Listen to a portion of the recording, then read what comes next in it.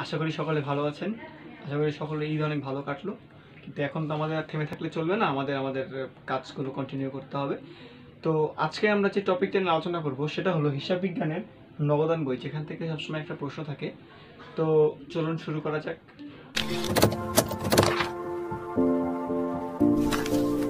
আমাদেরকে সবার আগে জানতে হবে আমরা নগদান বই কেন করব বা নগদান বই কি কি এন্ট্রি দিয়ে করতে হয়।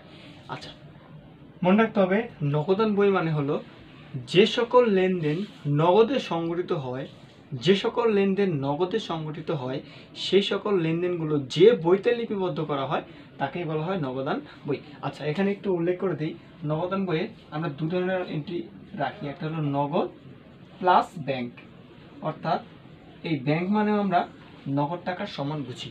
এর জন্য আমাদের নগদান বইতে নগদ আর ব্যাংক সংক্রান্ত যত লেনদেন আছে সব কি নগদান বইতে রাখতে হবে। আচ্ছা, আমরা 9, 10-এর জন্য কয় ধরনের নগদান বই করে থাকি বা এইচএসসির জন্য আমরা কয় ধরনের নগদান বই করে থাকি দেখি। প্রথমত এক ঘরা নগদান বই, দ্বিতীয়ত করি আমরা 2 ঘরা অথবা 2 ঘরা নগদান বই। আচ্ছা, 3 নম্বরে আমরা করে থাকি 3 ঘরা নগদান বই। আচ্ছা, এরপর আমরা করে থাকি খুচরা নগদান বই।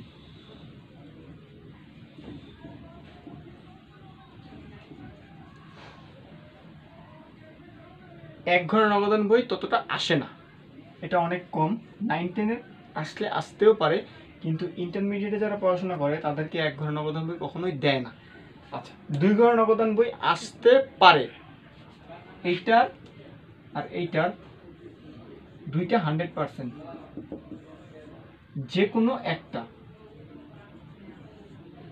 ঠিক আছে? এই দুইটার যে কোনো একটা আসার সম্ভাবনা থাকে। 9, 10-এর জন্য 2 ঘর নগদান বইটা বেশি আসে, আর ইন্টারের জন্য 3 ঘর নগদানটা বই বেশি আসে। আর এই দুইটার অপোজিটে থাকে খুচরা নগদান বই। 9, 10-এর জন্য খুচরা নগদান বই ততটা গুরুত্বপূর্ণ নয়, কিন্তু ইন্টারমিডিয়েটের জন্য খুচরা নগদান বই খুবই গুরুত্বপূর্ণ একটা টপিক। এর জন্য মনে রাখতে হবে ইন্টারমিডিয়েটের জন্য এই দুইটা থেকে একটা অথবা এখান থেকে একটা মাস্ট থাকবে, আর 9, 10-এর জন্য এই 2 ঘর বা 3 ঘর থেকে যে কোনো একটা থাকতে পারে। ঠিক আছে? তাহলে আমরা আজকে আলোচনা করব 2 ঘর নগদান বই নিয়ে। 2 ঘর পারলে 1 ঘর এমনিতেই পারা যাবে। আজকে আমরা 2 ঘর শিখবো, 3 ঘর আমরা পরের দিন শিখবো। একটু দেখি নগদান বইয়ের ছকটা কিভাবে আঁকতে হয়। আচ্ছা, মনে রাখতে হবে নগদান বই কিন্তু একটা জাবেদা বই প্লাস খতিয়ান বই, দুটাকে একসাথে বলে জাবেদা প্লাস খতিয়ান। নগদান বই মানে জাবেদা প্লাস খতিয়ান। ঠিক আছে? তাহলে আমরা ছকটা আঁকি। আমরা নর্মালি খতিয়ানের ছক আঁকবো, আমরা যে খতিয়ানের ছক আঁকি। আচ্ছা, মনে রাখতে হবে আমাদের এই ছকটাকে দুইটা পার্ট করতে হবে খতিয়ানের মতো। আমরা যেমন টি ছক শিখেছিলাম সেই টি ছকের মতোই আঁকতে হবে টোটালি। আচ্ছা, আমরা প্রথমে 2 ভাগ করে দেই। সবার আগে কি দিতে হয়? তারিখের ঘর, এরপর একটা বিবরণের ঘর, একটা জাবেদা পৃষ্ঠা, একটা টাকা। সেম ভাবে এখানে তারিখ, বিবরণ, জাবেদা পৃষ্ঠা, টাকা লিখে দিই। তারিখ, বিবরণ, জাবেদা পৃষ্ঠা, টাকা। তারিখ, বিবরণ, জাবেদা পৃষ্ঠা, টাকা। এটা আমাদের টি ছক, তাই তো? কিন্তু এখানে ছোট্ট একটা কাজ করতে হবে, সেটা হলো যেহেতু আমরা 2 ঘর নগদান বই করব, সেহেতু আমাদের কি করতে হবে? আমরা জানি আমাদের এখানে টাকা করতে হয় নগদ টাকা আর ব্যাংক টাকা, নগদ টাকা আর ব্যাংক টাকা। এই জন্য আমরা এখানে করব এই টাকার ঘরকে আমরা 2টা ভাগে ভাগ করব। যেহেতু আমাদের 2 ঘর নগদান বই, আমরা এখানে 2টা ভাগে ভাগ করব। একটা হলো নগদ টাকা, আরেকটা হলো ব্যাংক টাকা। ক্লিয়ার? আর এখানেও সেম ভাবে 2 ভাগে ভাগ করব, নগদ টাকা, একটা হলো ব্যাংক টাকা। এখানে লিখবো আমরা ক্রেডিট আর এখানে লিখবো আমরা ডেবিট। আর আরেকটা কাজ করতে হবে, এখানে আমরা জাবেদা পৃষ্ঠা লিখতে পারবো না। এখানে আমাদের লিখতে হবে, এখানে আমাদের আরেকটা ছোট দাগ দিতে হবে, এটা লিখতে হবে রসিদ নং খতিয়ান পৃষ্ঠা। ওকে, আর এখানেও সেম ভাবে দুটো দিতে হবে, ভাউচার নং খতিয়ান। ক্লিয়ার? এই হলো আমাদের 2 ঘর নগদান বইয়ের ছক। তাহলে আমরা একটা অঙ্ক করি। আছে জাহিদ অ্যান্ড সন্সের 2017 সালের এপ্রিল মাসের লেনদেন সমূহের ভিত্তিতে 2 ঘর নগদান বই প্রস্তুত করো। আচ্ছা, 1 তারিখে দেওয়া আছে এপ্রিল 1 নগদ উদ্বৃত্ত 12,000 টাকা, ব্যাংক জমাতিরিক্ত 3,500 টাকা। মনে রাখতে হবে যদি লেখা থাকে ব্যবসায় শুরু করা হলো, তাহলে আমাদের এখানে লিখতে হবে মূলধন হিসাব। কি লিখতে হবে? মূলধন হিসাব।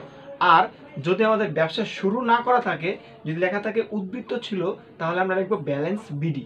ক্লিয়ার? Balance BD. যেহেতু নগদ উদ্বৃত্ত দেওয়া আছে, তাহলে আমাদের লিখতে হবে ব্যালেন্স বিডি। আমরা লিখি সাল ছিল 2017, মাস ছিল এপ্রিল। এখানে আমরা এপ্রিল 1 দেই, এখানে আমরা 2017 এপ্রিল রাখি ফাঁকা। যেহেতু ব্যালেন্স নগদ উদ্বৃত্ত ছিল, তো আমরা লিখবো ব্যালেন্স বিডি।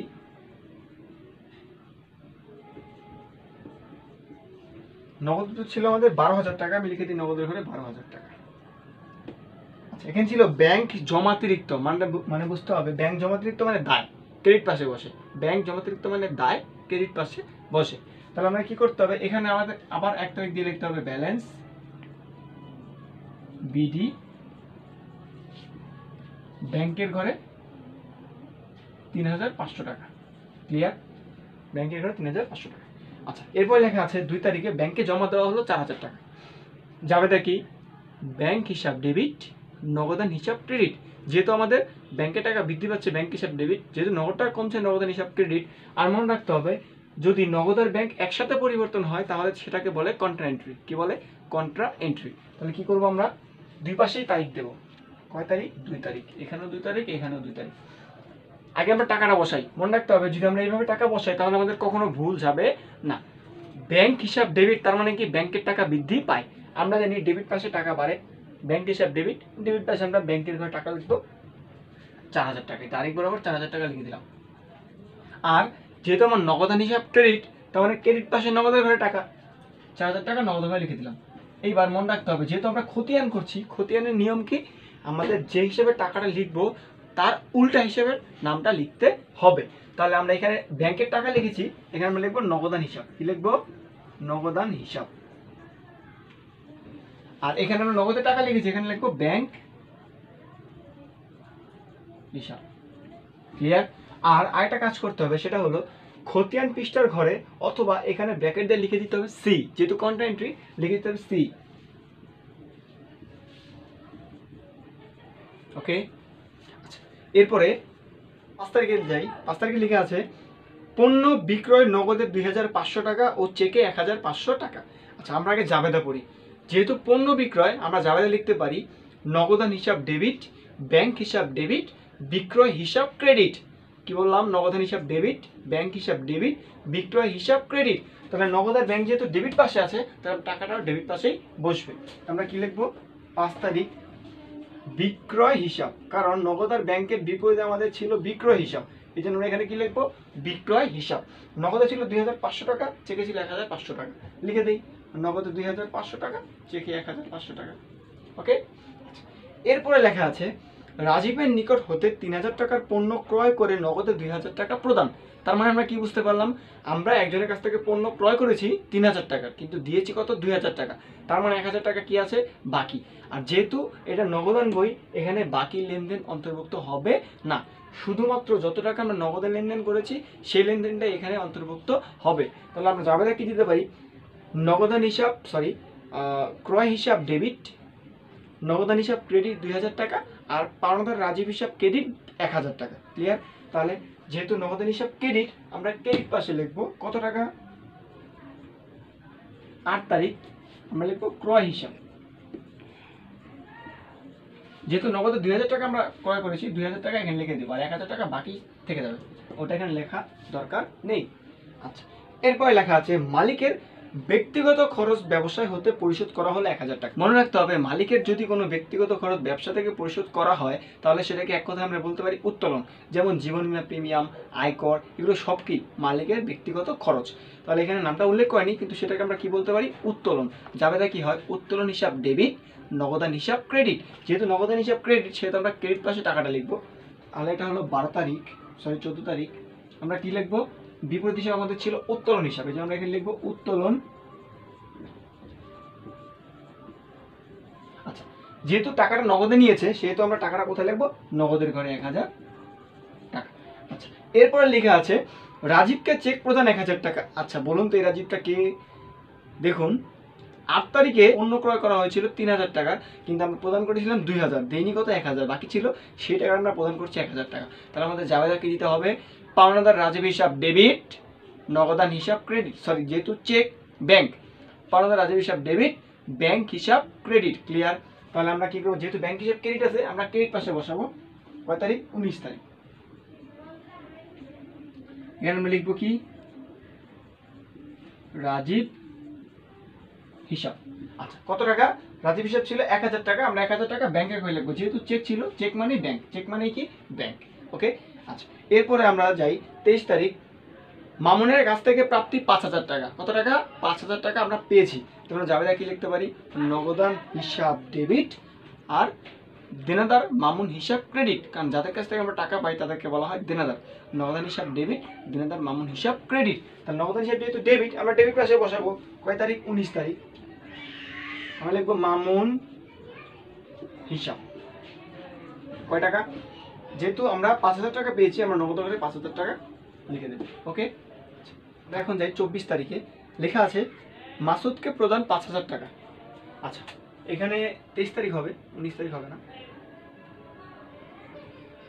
আচ্ছা মাসুদকে প্রদান 5000 টাকা। তাহলে আমরা জাবেদা কি দিতে পারি পাওনাদার মাসুদ হিসাব ডেবিট, নগদান হিসাব ক্রেডিট। পাওনাদার মাসুদ হিসাব ডেবিট, নগদান হিসাব ক্রেডিট। তাহলে যেহেতু নগদান হিসাব ক্রেডিট সেহেতু আমরা ক্রেডিট পাশে টাকাটা লিখবো। এটা ছিল 24 তারিখ। আমরা কি লিখবো মাসুদ হিসাব। আচ্ছা তাহলে কত টাকা ছিল? 5000 টাকা। যেহেতু টাকা প্রদান করা হয়েছে, চেক দেওয়া হয়নি, তাহলে নগদের ঘরে আমরা 5000 টাকা লিখে দেবো। আচ্ছা এরপরে দেওয়া আছে 25 তারিখ ব্যাংক চার্জ ধার্য করলো। ব্যাংক চার্জ মানে কি? ব্যাংক চার্জ হলো আমরা যে ব্যাংকে টাকা রাখি তার পরিবর্তে ব্যাংক আমাদের কাছ থেকে যে চার্জ কাটে তাকে বলা হয় ব্যাংক চার্জ। তাহলে আমরা জাবেদা দিতে পারি কি ব্যাংক চার্জ হিসাব ডেবিট, ব্যাংক হিসাব ক্রেডিট। কারণ ব্যাংক চার্জ সেটা তো আমার নগদে নেবে না, নেবে সেটা কি করবে আমার অ্যাকাউন্ট থেকে টাকাটা কেটে নেবে। তাহলে আমরা কি দিতে পারি ব্যাংক চার্জ হিসাব ডেবিট, ব্যাংক হিসাব ক্রেডিট। তাহলে আমরা কি করব, যেহেতু ব্যাংক হিসাব ক্রেডিট তাহলে ক্রেডিট পাশে 25 তারিখ ব্যাংক, বিপরীত হিসাব কি ছিল ব্যাংক চার্জ, তাহলে ব্যাংক চার্জ হিসাব টাকা ছিল 300 টাকা, তাহলে লিখে দিই 300 টাকা। আচ্ছা এখন আমাদের কি করতে হবে? এখন আমাদের করতে হবে যে পাশ বড় সেই পাশে যোগ টেনে অপর পাশে ব্যালেন্স টানতে হবে, তাই তো? তাহলে আমরা দেখি।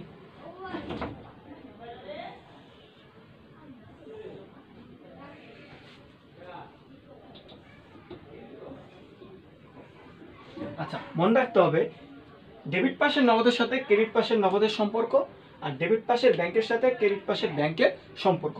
তাহলে আমরা দেখি যে ডেবিট পাশ আর ক্রেডিট পাশের মধ্যে নগদ কোনটা বড়।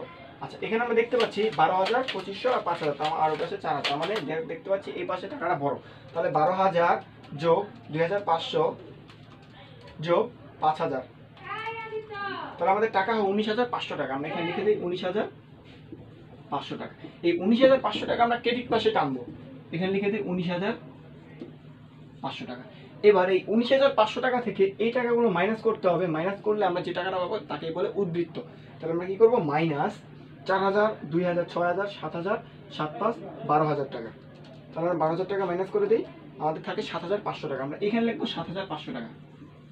আচ্ছা এটার নাম কি? এখানে দেবো আমরা 30 তারিখ এপ্রিলের ব্যালেন্স সিডি। ঠিক আছে, ব্যালেন্স সিডি কত টাকা? 7,500 টাকা। আচ্ছা এবার আমাদের কাজ করতে হবে ব্যাংকের। তাহলে এই পাশ ব্যাংক আর এই পাশ ব্যাংকের ভিতর কোন পাশ বড় সেটা দেখি। 4,000, 1,000, 5,000, তার মানে এই পাশটা বড়। তার মানে এটা যোগ করি 4 1 5, 5,500 টাকা। 5,500 টাকা। এই টাকাটা আমরা কোথায় জানবো? এই পাশে 5,500 টাকা। এই 5,500 টাকা থেকে আমাদের মাইনাস করতে হবে কত? 5,500 মাইনাস 3,500 মাইনাস 1,300 টাকা।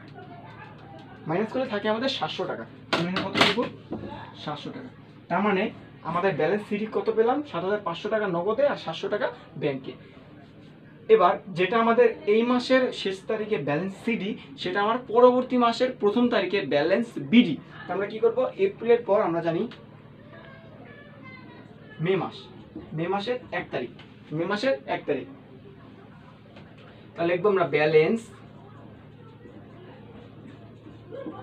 বিডি। নগদে ছিল 7,500 টাকা আর ব্যাংকে ছিল 700 টাকা। আমাদের অঙ্ক কমপ্লিট। আশা করি সকলে বুঝতে পেরেছেন। যদি না বুঝতে পারেন তাহলে অবশ্যই কমেন্ট বক্সে জানাবেন। আমি পরবর্তী ক্লাসে আরেকটা অঙ্ক করে দেওয়ার চেষ্টা করব। সে পর্যন্ত সকলে ভালো থাকবেন, সুস্থ থাকবেন। যদি ভিডিওটি ভালো লাগে থাকে অবশ্যই একটা লাইক করবেন আর অবশ্যই আমার ইউটিউব চ্যানেলটা সাবস্ক্রাইব করবেন। ভালো থাকবেন, নমস্কার।